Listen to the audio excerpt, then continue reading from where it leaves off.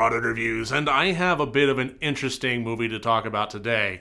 You see, typically when I make my reviews, even if a movie doesn't really work for me, if I can't give it a full blanket recommendation for all audiences, I still try and find a particular audience for it. Along the lines of, I didn't really like this one too much, but if you really like zombie movies and so on and so forth, then maybe it'll work for you, that kind of thing.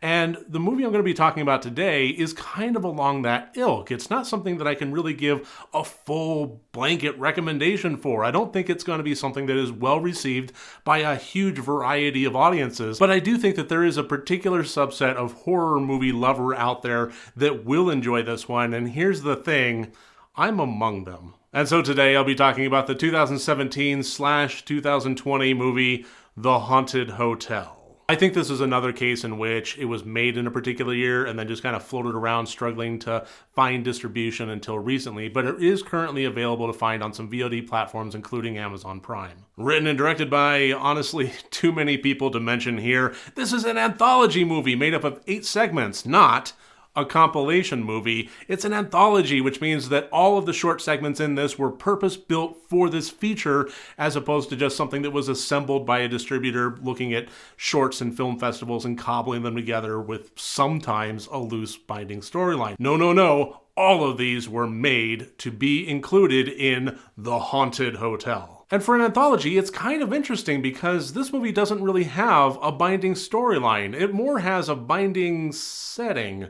You see, this movie was not only set, but filmed in the Great White Horse Hotel in Ipswich, which is a little town in Suffolk, England. And this hotel has been standing up until recently, since 1518, where it started as a pub. And each of the 8 segments takes place within a certain time period. The year will present itself as the story begins, and then we get taken on the ride therein. And here's the thing, is that this is not a very traditional modern horror movie. In fact, it actually kind of took me a little bit to really kind of place what I was feeling, what I was really identifying with this movie while I was watching it.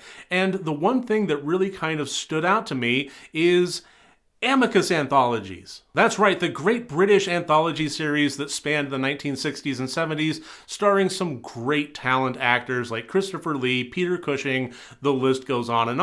And that's the one thing that I really kind of felt like while I was watching this movie is, absent that kind of star power, it still had that kind of Amicus feel to it. This is a movie that really didn't go for big scares, jump scares, anything that really kept me on the edge of my seat or frightened me in the slightest, nor did it really go for any kind of modern levels of gore.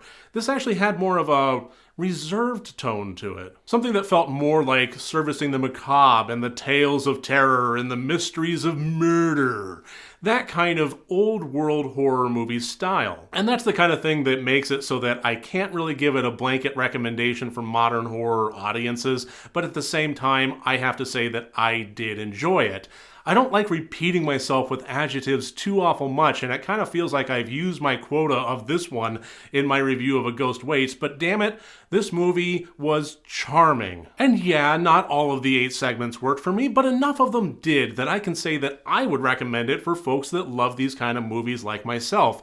This had a lot of different layers to it in terms of some comedic value, some spooky value, some honestly kind of melancholy, sad romanticism kind of stuff to it, and of course the failsafe of good old-fashioned comeuppance storylines. Gotta love those. Bad people doing bad things until something supernatural happens to them with a little twist of irony to it. This is low budget, this is small, this is simple, this is cozy to me, and it's honestly kind of refreshing that these movies will continue being made because I honestly find that surprising. It's not something that I would have bet on if I were a gambling man. And yes, not having the star power behind this like Peter Cushing, Christopher Lee, and so forth, I'm not gonna lie and say it doesn't detract from this because it kinda does. Those just had some iconic gravitas to all of their acting performances, especially in those kind of fun horror movies that they went out on.